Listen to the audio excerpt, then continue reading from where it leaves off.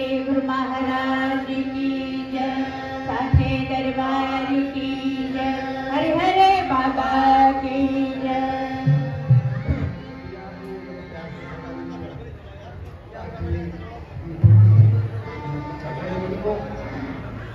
निवेदन कर रहा हूँ झारखंड से पधारे हैं पर हमारे परम सम्मानीय स्वामी चिदानंद महाराज 10 मिनट के लिए उनसे आगे को देंगे। मैं देख रहा हूँ अनावश्यक कोलाहल हो रहा है ऊपर धर्मशाला के अंदर। सेवादार कुछ चले जाएं, उनको बोल दो या तो आप सो जाएं तो अच्छा है, और नहीं सो सकते तो फिर नीचे आ जाए।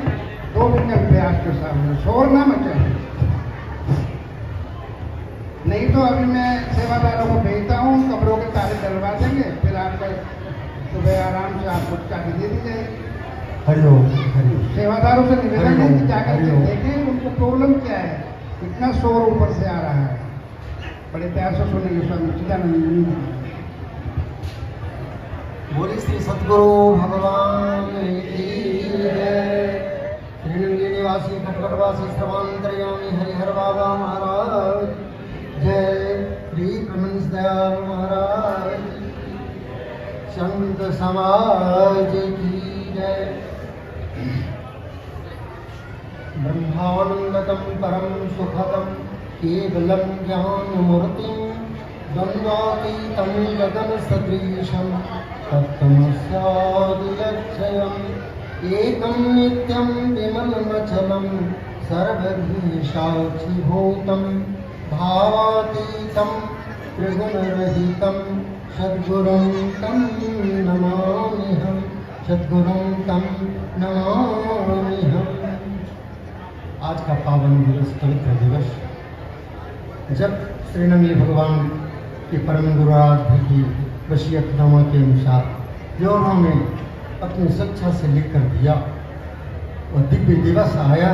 इसमें उनको उस महान गुरु पद पर बैठने का और जगत को यह मौका उस दिव्य महापुरुष के ब्रह्म स्वरूप भगवान प्रभंस दयाल की वो महान तपस्वी संतान का, जिनकी कृति का दमाम आज विश्व में सर्वत्र बज रहा, जिन्होंने अकेले कुछ ही वर्षों में इस प्रकार से इस आध्यात्मिक ज्ञान का प्रसार और प्रचार करना शुरू किया।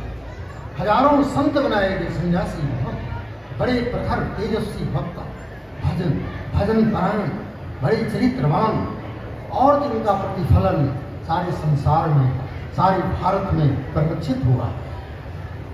आज उन्हीं का वह प्रतिष्ठा दिवस है जब वो गुरु बनकर गुरु पद पर हम सबों को प्रबोध करने के लिए, वो तो कब के गुरु हो चुके थे, लेकिन ब्रह्मंस भगवान जो उनके महान गुरु थे, उन्होंने अपनी वसीयत लेकर के एक दिया कि इस परम सिद्धि को प्राप्त हो चुके हैं। नानक को हो तो नानक, कबीर को हो तो कबीर, राम कृष्ण पद के पाकर के पूर्ण महापुरुष हो गए। हम इन्हें कुछ आदेश नहीं दे सकते, इनकी मौज अब उन्हें तप करने की जरूरत नहीं। तपस्या में ऐसा लीन हुए कि शरीर गल करके केवल हड्डी मात्र बच गया, फिर भी उनको चेतना तस्में नहीं थी। और ऐसे दिव्य हस्ती को भगवान ने हम लोग के समक्ष प्रबंध दिया रखा, जिनके महान इस ज्ञान के स्वरूप में पाने के लिए हम लोग आज भी जगह जगह इस महान तपोस्थल, यही तपस्या का स्थल है, जहाँ तपस्या महापुरुष कर जाते हैं, वो हजारों वर्षों के लिए पवित्रता प्राप्त करेगा। बड़े बड़े गंगा तीर्थ जो हरिद्वार इत्यादि हैं, हर की हरि बड़ी बड़ी तपस्याएं हुई है, बड़े बड़े महान यज्ञ किए गए, पुण्य के कार्य किए गए, अश्वमेध राज दिया, तब उस स्थान की महत्ता बनी, हजारों वर्षों से चली आई। ऐसे ही हमारे महान गुरुदरबार के लिए दिव्य हस्ती, जिनके चरणों में हम सब बैठे हुए हैं, आज उनसे याचना करें अपने हृदय की सारी हमारे अशांति को मिटा दें, हमारे रजोगुण को शांत करें, और हम सत्वगुण में उनके चरणों का चिंतन कर सकें कि वो महापुरुष क्या थे, क्या चाहते थे हमसे, यह मानव तन की सार्थकता किस चीज में है। सामान्य जीवन तो सब जी लेते हैं, लेकिन वो गुरु साहब ने हमें किस लिए प्रबोध किया, किसने कहा कि अध्यात्म ज्ञान को, अपने शिष्यों को कहा, अपने सन्यासी संत महापुरुषों को कहा कि तुम लोग 10 दिशाओं में, 4 दिशाओं में दूर दूर तक चले जाओ और मेरे इस उपदेश का प्रचार प्रसार करो, सबको जगाओ कि चेतना तुम में जगे, तुम इस के अधिकारी बनो, क्योंकि हमारे पास समय कम है, कार्य बहुत बड़ा है। ये महाराज कहते थे नंदी भगवान, ये उद्घोष था, कार्य बहुत बड़ा है, समय थोड़ा है, इसलिए आप सब हमारी सहायक बनो। मेरे कहने के अनुसार आप लोग और लोग भिड़ गए थे इनके वचन पर, उसी का परिणाम आज हजारों लाखों जगहों इस तरह के उनके पावन महोत्सव मनाए जाते हैं। और यह दिव्य स्थली तो उनकी तपोस्थली ही है, जिसका इस रूप में जब जंगल रहा होगा उस समय, जिस समय चिमटा गाड़ा गया, धूना जगाया गया, लेकिन तब भी उनकी आध्यात्मिक तेज को लोगों ने देखा। एक ही एक सैकड़ों जगहों पर निमंत्रण दिया जाता था, खास खास अवसरों पर, होली इत्यादि किसी किसी अवसर पर, और सबों के घरे में सबको लगता था कि मेरे घर में आकर भगवान प्रसाद ग्रहण किया, उन्होंने मेरे घर को पवित्र कर दिया। ऐसे एक साथ सैकड़ों घरों को प्रतीत होता था, सैकड़ों रूप धारण करते जाते और अपने गुफा में भी भजन करते रहते, हरिहर की ध्वनि आती रहती। उनकी दिव्य प्रभा को, दैवी शक्ति को लोगों ने समझा था, देखा था। और महान तपस्वी वो अपनी सिद्धि को छिपा कर रखते थे, खोलते नहीं थे, लेकिन फिर भी बहुत बड़ा प्रकाश हो, सूर्य का उदय हो जाए, उनके रश्मियों को, रोशनी को रोक कौन सकता। लालिमा से प्रकाशित होने वाला, संसार के अंधेरा को दूर कर देने वाला वो महापुरुष आए हुए थे। और आज भी उनकी प्रेरणा, उनके संत महापुरुष इस रूप में अपने जीवन से आज जो समय देख रहे हैं, उनके ही पावन सन्निधि से जो महापुरुष आए हुए हैं, वो उनके चरणों के उपासक हैं, जो उनके वचनों पर चलने वाले, जिन्होंने अपने जीवन उनके इस प्रचार प्रसार के लिए, अध्यात्मिक ज्ञान के लिए, मानवता के उद्धार समर्पित कर दिया है। उन्होंने ऐसा आयोजन किया। यहाँ संसार की कोई बात नहीं है, यहाँ तो परमार्थिक कल्याण की बात, जो मानव मात्र के लिए यह कल्याण का दरबार खोला गया है, हमारा गुरु दरबार। क्योंकि भगवान के समक्ष सब मानव मात्र एक है। नानक देव भी कहते हैं, कबीर साहब भी कहते हैं, हमारे प्रबंध दयाल महाराज को कभी भेदभाव किसी ने किया ही नहीं, सबने एक ही नूर को देखा, इसलिए सबको समान रूप से कल्याण का उपदेश किया। और इसी हमारे निमिली भगवान को और बृहत्तर रूप में संसार को प्रकाश दिया है। उन्हीं के महात्मा संत जन उन्हीं के स्वरूप दिखते हैं, उन्हीं के रूप में आपके ज्ञान प्रदान करते हैं। जो कुछ भी बोलते हैं उनकी अंतस्थ प्रेरणा, क्योंकि वह ईश्वर है।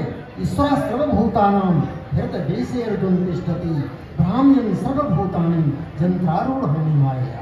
अपनी माया से वो भगवान नंदी जो हैं, हम सब संतों के, आप सबके हृदय कमल में निवास करते हैं।